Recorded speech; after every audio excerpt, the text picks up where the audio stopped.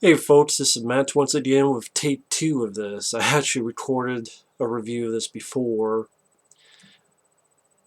because I was being a bit lenient on the film when I first recorded this, because this is a film I don't own in my collection, so I don't show anything. I saw this back in the day, I didn't care for it. It's directed by Brad Bird and it's Mission Impossible Ghost Protocol.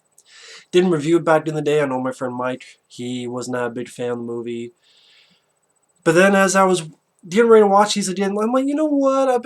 Even Mission Impossible 2, I'm not a big fan of, but you know what? Maybe this one, it has all this praise, it has all this pass, it's considered one of the best ones. I was even doing my Letterboxd. If you don't know, that's a website that you can make lists. And it went to 2011. I'm like, you know what? Let me put it down below. Maybe it's not that bad. I remember the stunt with the when Tom Cruise is climbing and he has these gloves on, he has to hold on. Blue is glue, red is dead. He could climb on like he's Spider-Man, and some nice practical stunt work by Tom Cruise. I remember that part being pretty decent. Simon Pegg, he has a bit of a bigger role than he did in part 3. He returns. Jeremy Renner is in the film, which then he's also in Rogue Nation, the one after this. So, you know what? I thought, you know what, maybe it'd be pretty decent. And then I saw it, I didn't like it at all. I actually forgot to put it off my letterbox list, but someone thankfully reminded me, hey, I thought it's on your list. I'm like, thanks for reminding me. So I took that off the fucking list.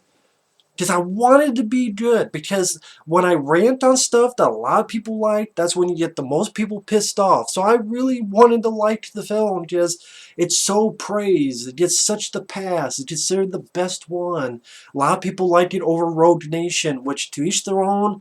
I don't get it. If I compared it to, I think Rogue Nation has a better story. Because to me, it's a better version of Spectre with James Bond. And yes, Spectre's been done before James Bond, but the Daniel Craig films, Spectre's the one I have the most problems with because of the pacing and the runtime. Rogue Nation I thought was a better version of Spectre, while this film is just The Peacemaker with fucking George Clooney. And I would rather watch The Peacemaker.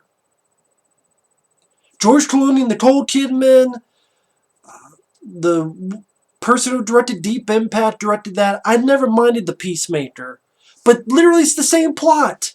Russians and nuclear warheads, and you've seen that plot 50 fucking times in the 80s and early 90s. Russians and nuclear warheads, that's this fucking plot. And an evil version of Mission Impossible, to me, is a more interesting story than, oh, it's the Russians again, and they have a nuclear warhead, nuclear vessels, or the nuclear vessels, as Chekhov would say.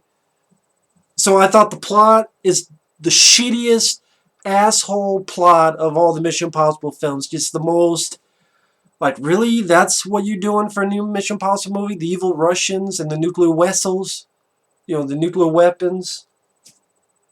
The villain, to me, is the worst villain. The villain in Rogue Nation isn't much better, but here it's more disappointing to me because I like the actor, and may he rest in peace, Michael Nyqvist. I probably said the name wrong. He's a much better villain in John Wick, because at least in John Wick he has personality, he has wit, and some nice dialogue. As the villain here, as Hendrix, he's given nothing to do as the villain. And I know he could do better because I saw him in John Wick, so it shows that he was wasted in this role and he's no longer with us, and that sucks because if they put a little bit of that John Wick personality, it doesn't have to be a copy, but wow, this shows what he could do. So this shows what he could have done. And it sucks even more. The rest of the cast, like Tom Cruise does fine. He does fine in all these movies. Jeremy Renner is fucking wasted. He doesn't have much to do in Rogue Nation either, so he's wasted in both movies. Here, he doesn't appear till, I don't know the exact running time. It feels like halfway through, but it could be earlier than that. He's pretty much just the wet blanket. The wet blanket. Oh, we can't do that. We can't do that. That's not going to work. We can't do that. That's not going to work. He accomplishes nothing. There's a moment where he has to dive down and this machine has to hover him up. His task fails because it's supposed to get to the satellite and the bad guys are already getting to the satellite. So that whole part fails. He's supposed to stop this guy and turn on the power so that Tom Cruise and them can stop the missile from going to San Francisco. He doesn't stop it. He's fighting the guy. Simon Pegg shoots the guy and able to turn on the power. So Jeremy Renner is fucking pointless. I like him as an actor, but he was wasted. Ving Rhames, hell, even the next one, he's in it for more running time. Here, he's given one cameo at the end of the film for about 30 seconds. Which, again, it's sad he doesn't have much to do in the next one, Rogue Nation, but he has at least more screen time than this one. Like, Rogue Nation, to me, actually has some good stunt work and action scenes and fights and chase sequences. I know I'm reviewing Rogue Nation as well, but considering how so many people think this is better than Rogue Nation, that's your opinion. I don't get it. Rogue Nation, the stunt at the beginning, on the airplane, the car chase leading to the motorcycle chase in Morocco, when they have to dive in to this underwater server hub to break in and steal these files. The ending, I thought it was a nice idea of them trying to... They trap this guy and outsmart him, outwit him. I thought that was an interesting take for the finale, other than another stop in the missile. Am I watching The Rock? Am I watching The Rock? I watched The Rock with Nicolas Cage and Sean Connery. A missile going to San Francisco, the same fucking city. All this movie is reminding me of shit I've seen before and done better. The plot with the evil Russians and the nuclear warheads. You can name a fucking 80s movie that did that better. Countless. And 90s. The Peacemaker with George Clooney. It has its problems, but I never minded that movie. Much better movie than this. It has almost the same fucking story. There's a scene with Tom Cruise and Simon Pegg where they push this green screen along a hallway that they ripped off of fucking Toys of Robin Williams. Toys of Robin Williams had the same fucking scene where they're going in with this green screen, only instead of looking like a natural hallway, it was like a music video a la MTV. That was playing on the video screen, so like, what the fuck? How does it feel? I feel like shit! To watching this fucking movie, wasted over 2 hours of my fucking time.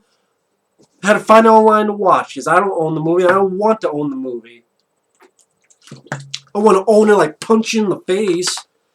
I was not this animated before, but because I was trying to give it leeway, but fuck leeway and fuck fair. I'm tired of fair. It ain't fair. It ain't fair that this movie gets like the highest praise of all the Mission Impossible movies, which to me is easily the fucking worst. Has the worst villain, has the worst story, most cliche story about evil Russians and evil fucking nuclear warheads. Actually, that'd be interesting. An evil nuclear warhead that came by itself, a la Stealth. Instead of a stealth plane by itself, it's a nuclear warhead that said, fuck this. Became the talking bomb of fucking Dark Star, John Carpenter. That'd be a hell of a plot. I'll see that. For a B movie, yeah. Nuclear warhead that's pissed. As warning people, don't fuck with me, I'll sham this up your ass type of plot. But we're not going in that route. Or remind me of other stuff like that scene in Toys where Tom Cruise, Simon Pegg take the green screen up the hallway. They did that in Toys. The ending in the garage that is working by itself, automated. They remind me of the scene in another Tom Cruise film called Minority Report. Remember the scene where the factory is building the car by itself? And Tom Cruise has to maneuver? Here, it's the same thing.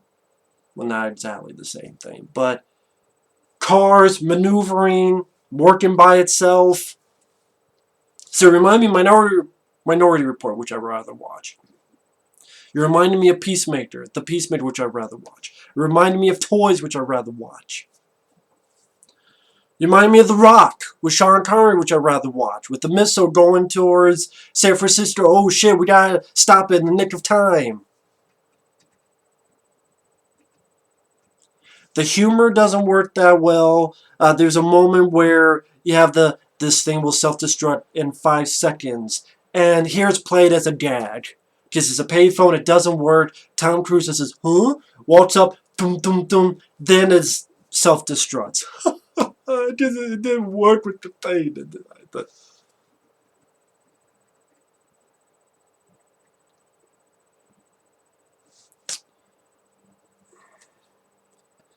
And before, I'm like, okay, it's not as bad as I made it out to be when I did the previous review of this movie. But I'm like, you know what? Considering how fucking overrated it is, makes me more mad.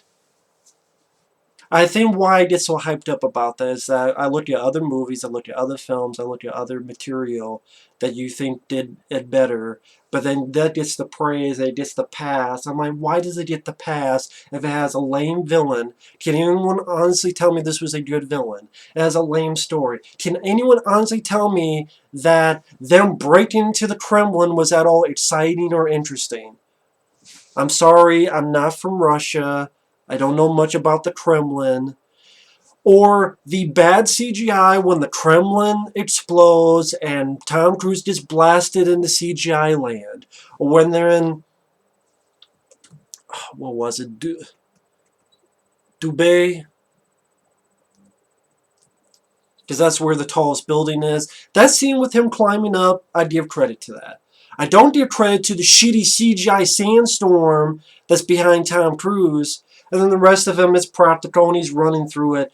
But that was a boring scene to me. It's just, okay, I can't see shit because that's the point of the story, the point of the scene. He can't see shit and I can't see shit. He barely gets out of the way of a car because he can't see shit. Still can't see shit. All I get out of this, I can't see shit. Not that it was exciting, entertaining, intriguing, emotionally stimulating, adrenaline pumping. It's just I can't see shit.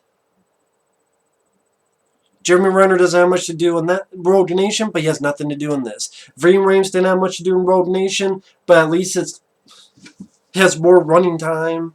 Here, he appears in a fucking useless cameo.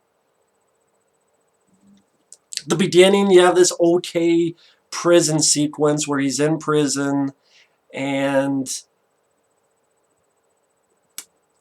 he beats up some guards and he leaves with this one guy and they escape. I'm sorry, I picked the airplane scene, which is a crazy fucking stunt that he did in Rogue Nation. Or the interesting mystery of who's killing the teammates off in the first movie.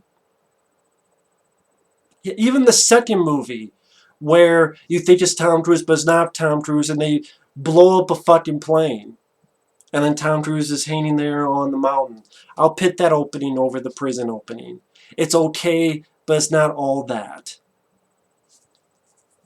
I'll give another credit to at least for Jeremy Renner's character. They have an interesting idea that he's hesitant and he doesn't want to tell Ethan Hunt because he was part of a previous mission where he's supposed to protect this woman and the woman died on his watch and that woman happened to be Tom Cruise's wife from the third movie and he doesn't know how to tell it and then he has this guilt about it, but then at the end Tom Cruise admits, hey, I faked my wife's death so she could be safe.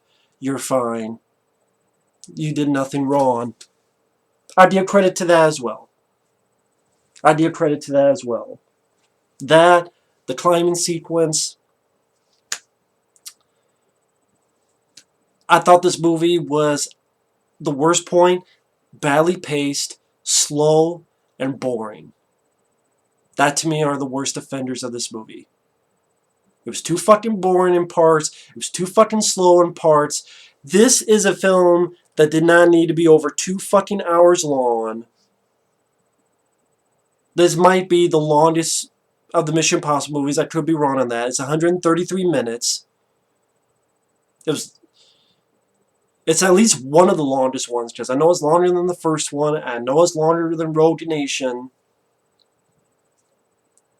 I think it's longer than the second one. The third one, I'm not sure. But it was the most boring. It was the most slowly paced. It had gaps that were just snooze-inducing. Very, very fucking snooze-inducing.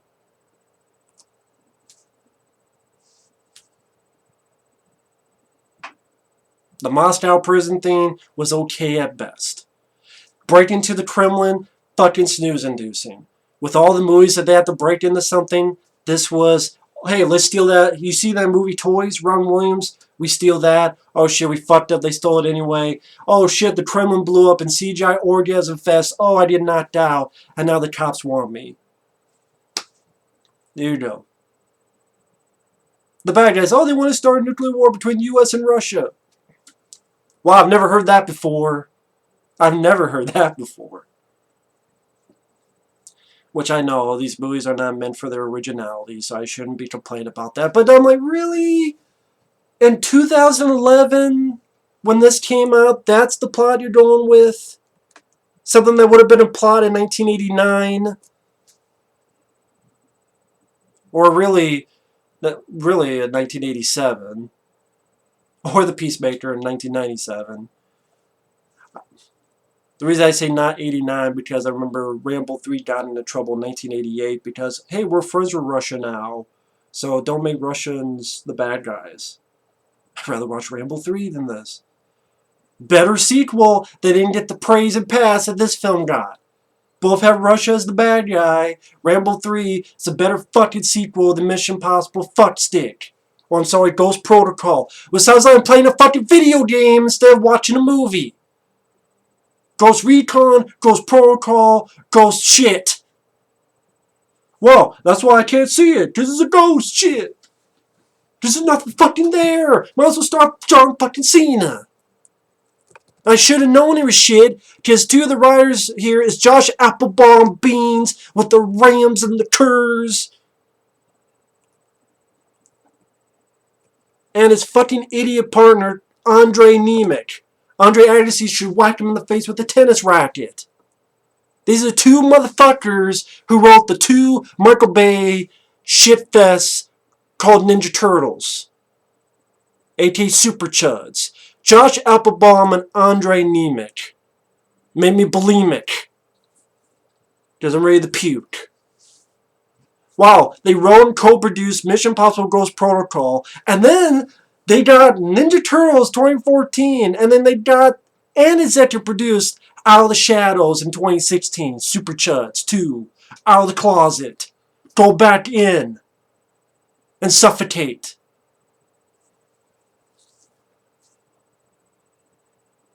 So of course, those two pieces of shit writers, they wrote two shitty Super Chuds movies. They're not Ninja Turtles, they're fucking Super Chuds. So of course they wrote fucking Ghost Protocol.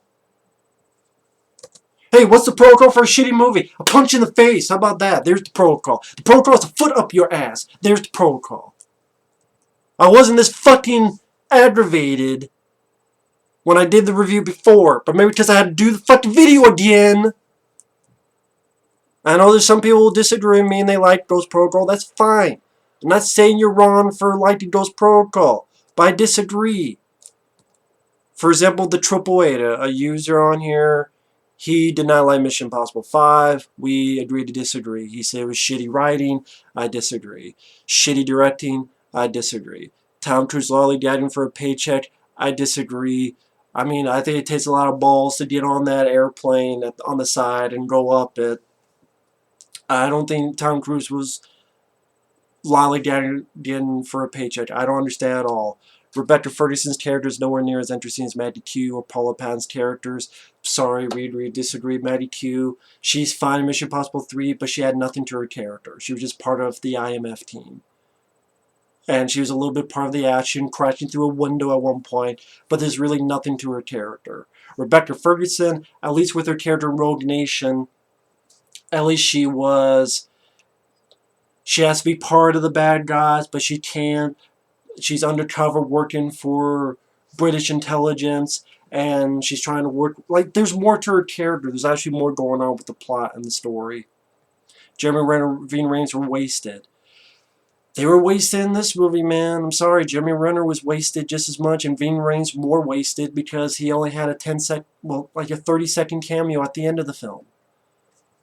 Rogue Nation has the worst Mission Impossible villain. I'm sorry, it's this one, because it's the typical cliche Russian evil guy. And you say the Rogue Nation has the typical evil criminal mastermind, but an evil organization that's an evil version of Mission Impossible. To me, the better movie version of Spectre is more interesting than a remake of The Peacemaker. with George Clooney. Chris McCory is clueless about Mission Impossible, and he thought Mission Impossible Fallout Super Bowl ad put him to sleep. I 100% disagree. I don't get how that ad puts anyone to sleep, but hey, it's not your cup of tea. I used him as an example just because I know he's a guy who hated Rogue Nation, and he said, well, no one asked for a sequel after Ghost Protocol. I did, because I didn't want the Mission Impossible films to end on this shitty note with the taste of ass on my tongue. And that's what I think this movie is. Brad Bird, I'm sorry, he cannot direct action films. He cannot direct action scenes. I think he's an overrated director, and the one decent film the guy's done is The Iron Giant. I'm sorry, I'm not a fan of The Incredibles. I never understood the love for The Incredibles. To me, there was nothing to it. I never got the love for it. I never did, never will. I know I'm alone on that. I don't care. When I say I don't care, I don't mean that in a rude way. I mean it as, I don't care, I'm still going to hate the movie. I hate this movie more. Brad Bird, the only decent film he's done is The Iron Giant. Sorry, Brad Bird, films like The Iron Giant, don't do action movies like this. Because in my opinion, you're not good at it. The score was nothing to run home about. It was a boring action film. It was slow paced. It was a slog to sit through. It was the action scenes, the wannabe Minority Report action scene at the end, the stopping the missile if I'm in San Francisco. Am I watching The Rock? Can I watch The Rock? Can I just, fuck this, I don't want to watch this anymore. I want to watch The Rock with Sean Connery. It's really what it is. Ghost Protocol is an overrated piece of shit, in my opinion. Again, I want to give it leeway. I want to give it, some decency. I'm like, you know what? Maybe it's not as bad. Maybe Anarchy is okay time waster. But I was watching these movies. I was watching Mission Impossible films. I'm like, no, I can't do that. And even when I reviewed, I'm like, you know what? Maybe I don't want to piss people off. But you know what? I'm going to piss people off either way. So why don't I just go all the way? I'm going to piss people off no matter what the fuck I say. If I try to give leeway to the film, people still be pissed. So fuck leeway. Fuck this movie. If you kiss my fucking ass. Not a fan of Ghost Protocol at all. Again, I know I had on my letterbox and my favorites of 2011 because I wanted to give it the chance. I wanted to love it so that be part of the crowd. Fuck being part of the crowd. Be your own voice. Be your own individual. And guess what? You don't get hated for being an individual, but you don't be smiling at yourself for it. And there's going to be at least a couple people that are going to appreciate it. You don't have to agree with me. All I'm saying is I think Mission Impossible Ghost Protocol fucking sucks. Boring shitfest of a movie. I'll go watch The Peacemaker with George Clooney. See you guys later.